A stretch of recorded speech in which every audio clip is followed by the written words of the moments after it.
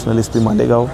आज आपण गावातील अवैध धंदे तसेच NDPS आणि शरीराविरुद्धचे आरोपी किंवा मालाविरुद्धचे गुन्हे करणारे आरोपी यांच्या विरुद्ध चेकिंगसाठी एक मॉड्यूल तयार करत आहोत. तसेच अवैध धंद्यावरती कारवाई करण्यासाठी आज आपण एक मालेगाव पोलीसच्या नावाने एक मोबाईल नंबर शेअर करत आहोत.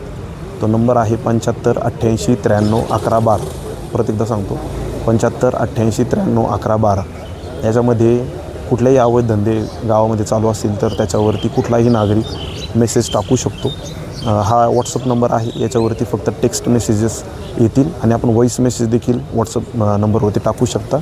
आपलं नाव पूर्णपणे गोपनीय राहील आणि त्याच्यावरती प्रभावी कारवाई करण्याची जबाबदारी ही पोलिसांची राहील.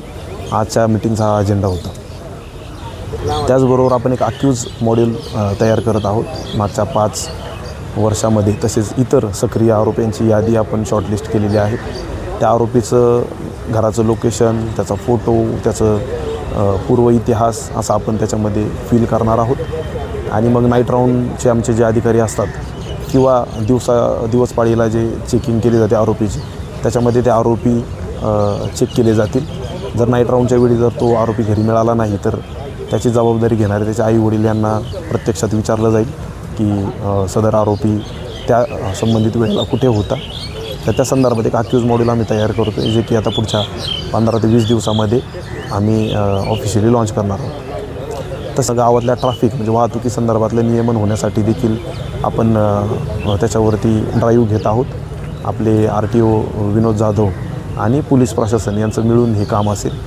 तर ज्या गाड्यांचा नंबर प्लेट नाहीत, जे विदाऊट लायसन्स गाडी चालवतात, ट्रिपल सीट, विदाऊट हेल्मेट, म्हणजे वाहतुकीचे नियम भंग करणाऱ्यांवरती त्याच्यामध्ये आपण कारवाई करणार आहोत. माझं सर्वांना आवाहन आहे की गावामध्ये कुठल्याही अंमली पदार्थाचं सेवन कोणी करू नये.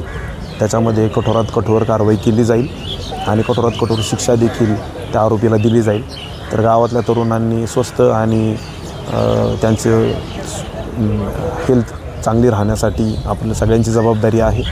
तरी सर्वांना माझं सांगणं आहे की अंमली पदार्थ सेवन करू नये आणि जे कोणी सेवन करत असेल किंवा सेवन करण्यासाठी अपप्रेरणा देत असेल तर अशा लोकांची माहिती पोलिसांना द्या, जेणेकरून आम्ही त्यांच्यावरती प्रभावी कारवाई करू शकतो. याचबरोबर मी सर्वांना विनंती करतो की सर्वांनी कायद्याचं पालन करायचं आहे.